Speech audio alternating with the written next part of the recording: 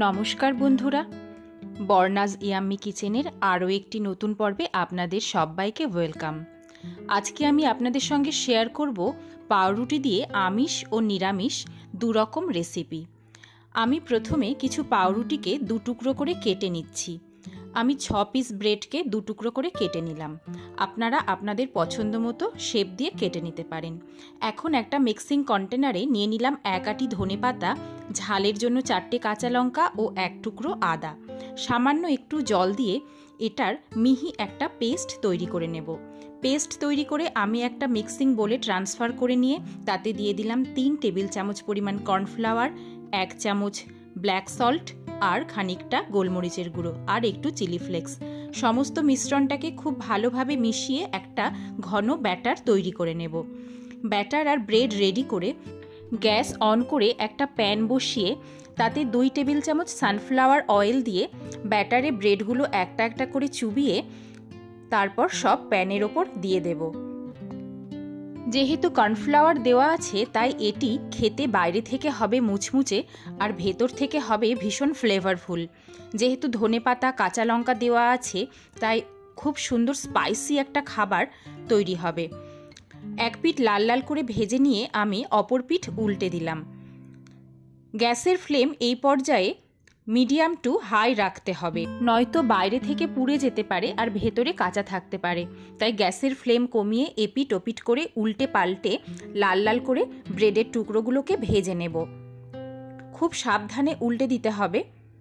আমার এক পিঠ প্রায় ভাজা হয়ে গেছে। আমি আস্তে আস্তে প্রত্যেকটি ব্রেড উল্টে দিচ্ছি।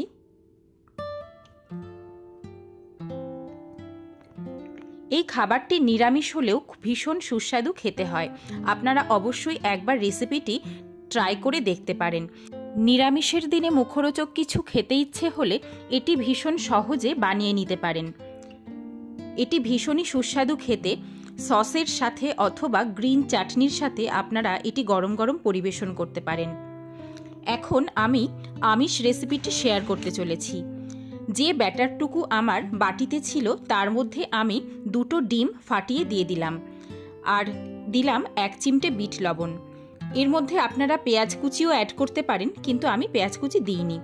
সমস্ত উপকরণ ভালোভাবে ফেটিয়ে নিয়ে তাতে ব্রেডের টুকরো চুবিয়ে লাল লাল করে ব্রেডগুলো ভেজে নেব। অনেকটা এগ টোস্টের মতন, কিন্তু এটা এগ টোস্ট ছাড়াও ফ্লেভারটা অনেক স্ট্রং হবে আর খেতে ভীষণ ভালো লাগবে।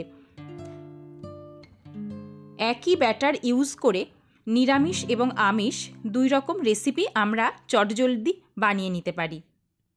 এই খাবারটি আপনারা বাচ্চাদের টিফিনেও প্যাক করে দিতে পারেন অথবা বড়দের লাঞ্চ বক্সেও দিতে পারেন। সন্ধেবেলায় স্ন্যাক্স হিসাবেও আমরা এটি খেতে পারি। ভীষণই সুস্বাদু ও ঝটপট তৈরি হয়ে যায় এই রেসিপিটি। বাকি ব্রেডগুলো আমি একই রকমভাবে উল্টে পাল্টে ভেজে নেব। খাবারটি দেখতে যতটা সুন্দর ও কালারফুল, খেতেও কিন্তু ভীষণ সুস্বাদু। তাই আপনারা অবশ্যই এই রেসিপিটি একবার বাড়িতে সবাই ট্রাই করবেন।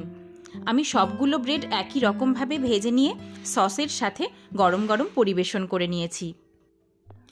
আমি বর্ণা, আপনারা দেখছেন বর্ণাজ ইয়াম্মি কিচেন। আমার ভিডিওগুলো যদি আপনাদের ভালো লাগে আমার চ্যানেলটি সাবস্ক্রাইব করার অনুরোধ রইল। সকলে ভালো থাকবেন, সকলে সুস্থ থাকবেন। ধন্যবাদ।